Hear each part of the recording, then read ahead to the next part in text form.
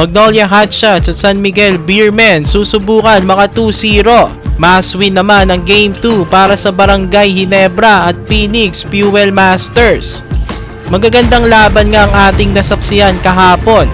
Una sa Magnolia Hotshots at Phoenix Fuel Masters. Matinding laban nga agad ang ipinakita sa atin itong dalawang teams na ito. Ang Hotshots nga ang naka-first blood sa Best of 5 series nila kontra sa Phoenix Fuel Masters.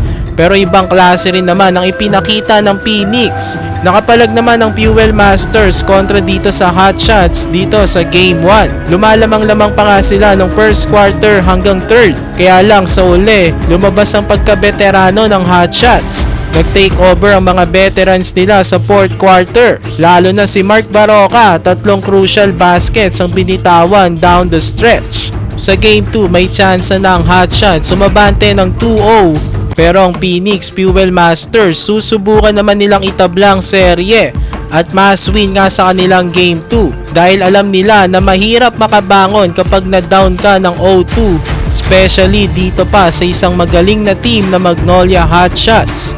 Ang dapat mangyari sa Game 2 kung gusto ng Phoenix makatabla, ilimit nila ang kanilang mga turnovers. Naka 21 turnovers sila sa Game 1. Naka 14 points ang Hotshots sa mga turnovers ng Fuel Masters. Isa pa, dapat mas maganda ang laruin ng kanilang import na si Jonathan Williams. Hindi nga masyadong nagparamdam ito sa kanyang scoring. Umiscore lamang siya ng 11 points. Pero okay naman ang kanyang depensa, rebounding.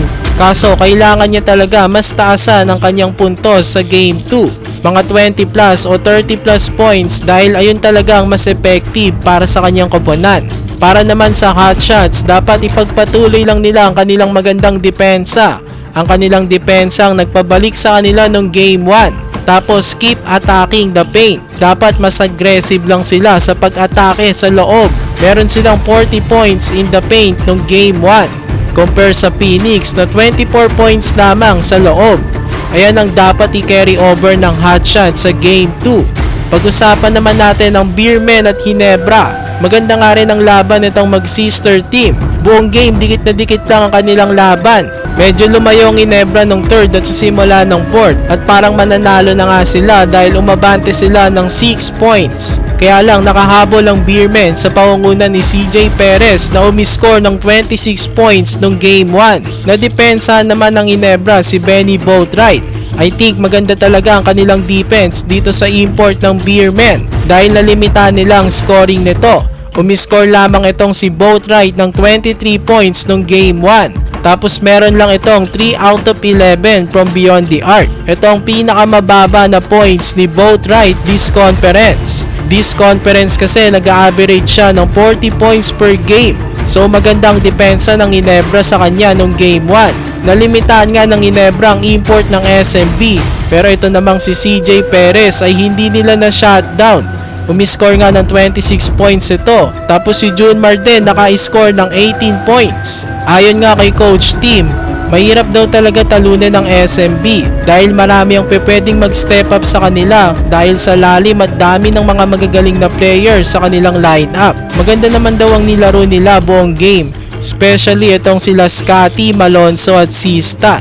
Dapat sa Game 2, halos ganito kaganda ang laruin nila o mas maganda pa kung gusto ng Ginebra may tablang serye. Tapos kailangan ng monster game ng Ginebra mula sa kanilang import na si Tony Bishop. Di ganon kaganda ang kanyang performance nung Game 1. Para naman sa Beermen, kung gusto nilang umabante ng 2-0 kontra sa Ginebra, dapat halos lahat sa kanilang mga locals ay gumawa sa Game 2. Aside from CJ Perez at Junmar Pajardo, si Don Trolliano lang ang may magandang ipinakita ng Game 1. Umiscore lamang ng 7 points si Marshall Lassiter, 6 points naman si Jericho Cruz. Tapos si Motaw Tua Nabokia, 0 points. So sa Game 2, kung maglalaro ang mga ito sa kanilang usual game, mataas ang tsansa ng Beermen manalo.